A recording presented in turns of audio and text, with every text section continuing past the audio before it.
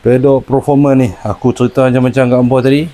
Hampa jangan risau ni sebab bila hampa dah beli pedok ni, hampa nak kena beli juga dia punya ni, bobin. Bila dah kata pedok daripada Performance, bobin pun mau dari Performance juga. Baru ngam, baru mantap bang. Jadi yang ni belah-belah ringgit je, macam-macam colour dah, 4-5 colour.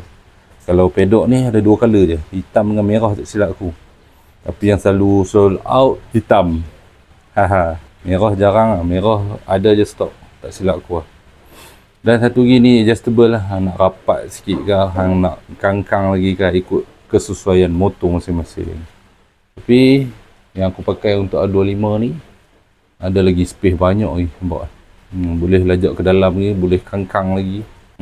Ikutlah ni skru yang mengetat ni. Tayar pun tayar baik yang, bukan tayar yang jenis rubber yang jenis merekah kan, boleh runah-runah kan. Ni okey lah, quality. Tu dia boleh tukar je ni, beli je roda apa-apa kalau nak lagi besar ke lagi kecil ke. Ikut hati hamba, ikut suka hati. Yang penting performance.